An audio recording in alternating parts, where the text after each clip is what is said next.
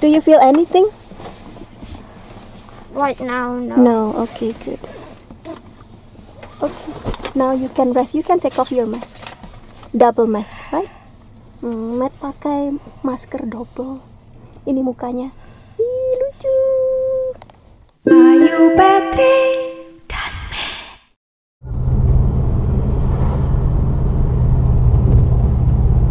-3.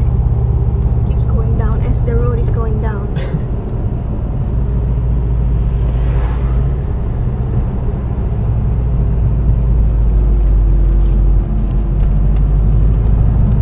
-4.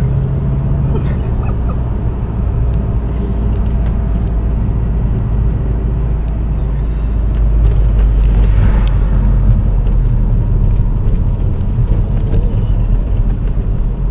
Where are all these people going? Vaccination.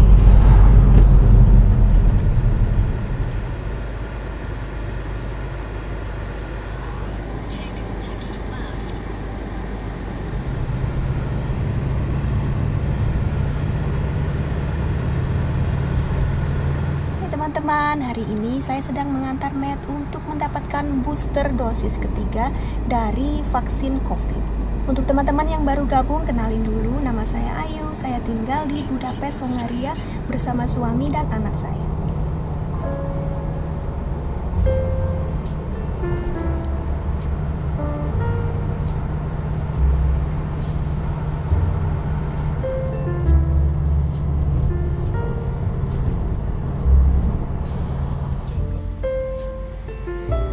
Daddy has your one?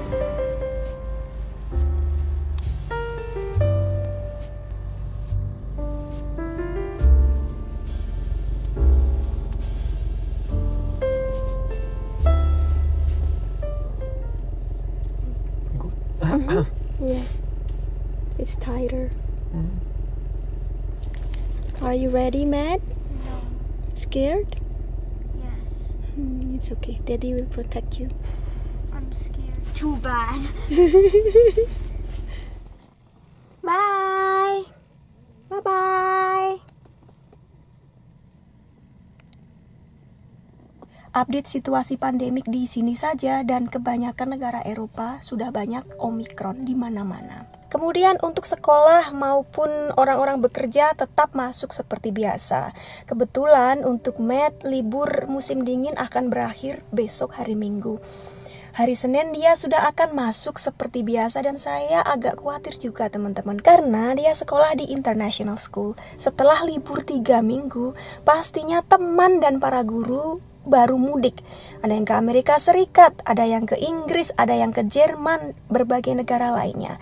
Dan mereka ini kalau masuk ke Hongaria, kalau lewat jalan darat dan air, tidak ada karantina, tidak ada PCR apapun, boleh masuk dengan bebas. Sementara kalau melalui jalan udara, mereka harus tes PCR 72 jam sebelum berangkat. Tapi kan bisa jadi, waktu dites itu masih negatif, kemudian mereka di pesawat duduk dengan orang lain, berada di tempat tertutup. Di pesawat kan tertutup ya, jendelanya nggak boleh dibuka. Sementara ketika makan, mereka harus lepas masker. Itu bisa jadi tertular kan. Kemudian pulang ke sini mereka nggak wajib karantina, bahaya sekali.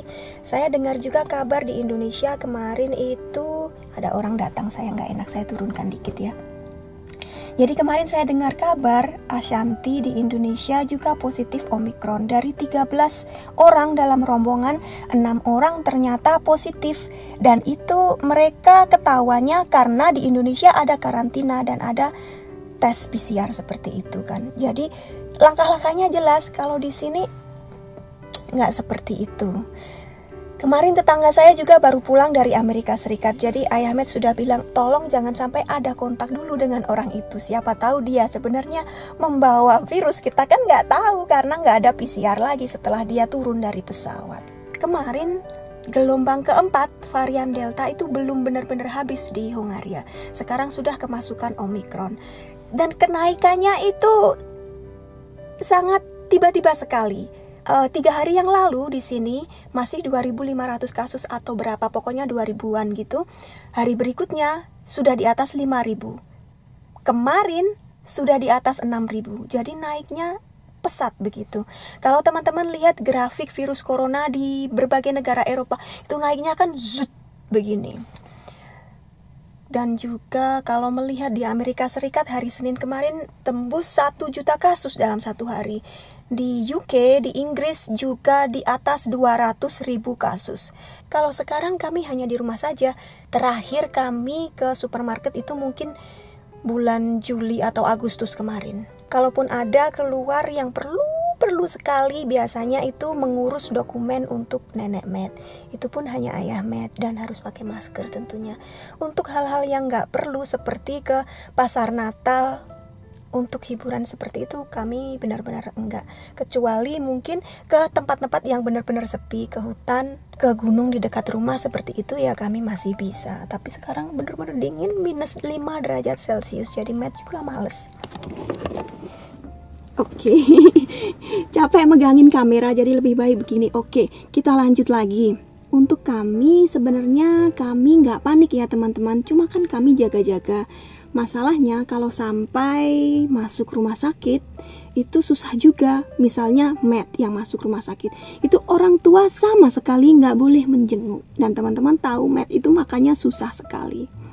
Jadi kalau bisa jangan sampai masuk rumah sakit. Tapi ada peer pressure dari luar.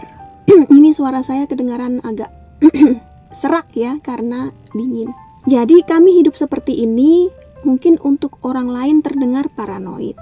Kadang-kadang, nggak kadang-kadang sih, sering ada saja orang yang pengen ketemu. Nggak enak hati gitu kalau harus menolak terus-terusan. Tapi ya tetap saya tolak karena situasinya sedang pandemi seperti ini teman-teman. Kadang-kadang malah ada yang datang dari Indonesia jauh-jauh gitu, sudah sampai di sini.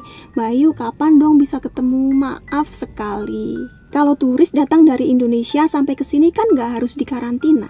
Bagaimanapun hati-hatinya kita, namanya virus itu kan nggak kelihatan. Kita nggak bisa menghindari, di pesawat juga kita nggak bisa 100% menggunakan masker. Bahkan menggunakan masker pun kita masih bisa tertular. Jadi nggak ada perlindungan 100% seperti itu.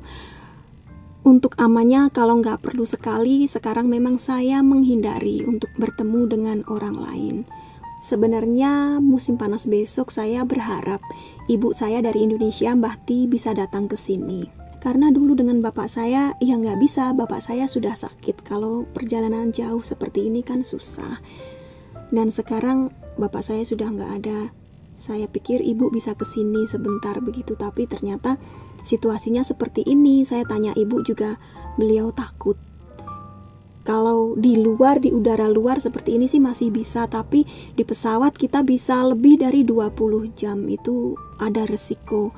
Kalau hanya untuk berlibur kan bisa ditunda. Lebih baik menjaga kesehatan gitu maksud ibu. Saya sendiri juga sudah dari tahun 2019 nggak mudik.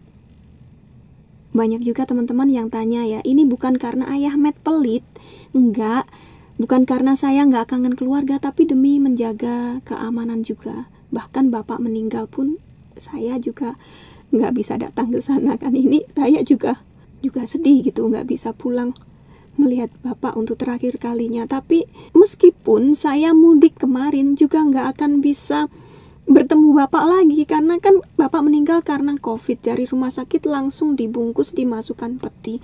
Orang lain juga nggak bisa melihat. Daripada mengambil resiko untuk keluarga saya, lebih baik menunggu nanti situasi aman, kami bisa balik lagi ke Indonesia gitu. Setelah tahun 2006 ya, ini merupakan waktu paling lama saya nggak mudik ke Indonesia. Kita kembali ke soal vaksin itu tadi. Wah, antriannya mulai panjang teman-teman sampai keluar gedung. Kemudian untuk efek vaksinnya, dosis pertama cuma sakit aja di lengan. Oh, dia kidal ya. Jadi di sini kalau diangkat sakit selama 1 hari saja. Dosis kedua pun begitu, diangkat sakit 1 hari saja. Padahal untuk saya sampai seminggu. Terus tapi Matt ada demam sedikit setengah hari. Jadi hari ini divaksin, besoknya dia demam selama setengah hari 37,5, setelah itu sudah nggak ada apa-apa. Kemudian dosis ketiga nanti saya update lagi gimana efeknya untuk Matt. Oh, dia sudah balik ini teman-teman. Nangis nggak Matt? A little. A little. Did it hurt? A bit. Worse than the second dose? No. No, better, right? Mm-hmm. Okay. Do you feel anything? Right now, no. No, okay, good. Okay, now you can rest. You can take off your mask. Double mask, right? Matt pakai masker double. Ini mukanya. Ih, lucu.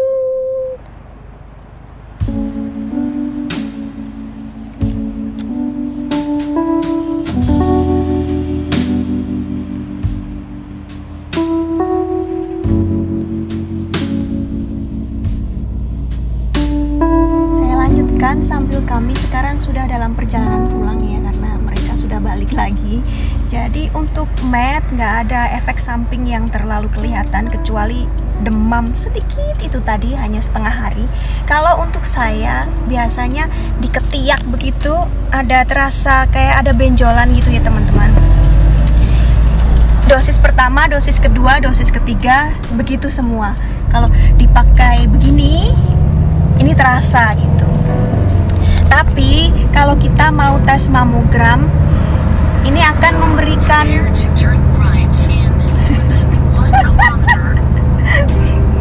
hasil false positif untuk kanker payudara. Jadi untuk teman-teman yang habis divaksin katanya jangan tes mamogram ini selama 6 minggu setelah divaksin. Itu aja sih. Untuk ayah Matt malahan dia nggak ada efek samping apa-apa, nggak demam, nggak ada apa-apa. Jadi untuk setiap orang memang efeknya beda-beda. Tapi katanya untuk anak laki-laki yang masih muda sampai umur 30-an begitu ada efek samping yang jarang sekali, tapi agak berbahaya.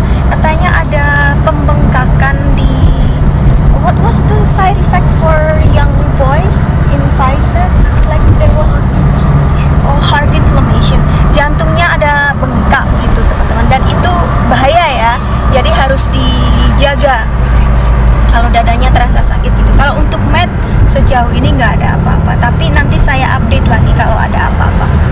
Sekarang kami dalam perjalanan pulang sambil teman-teman bisa melihat sedikit pemandangan di Budapest karena kami jarang jalan-jalan, paling di mobil saja. Setidaknya kalian bisa melihat sesuatu selain rumah kami. Terima kasih sudah menonton video ini. Sampai ketemu di video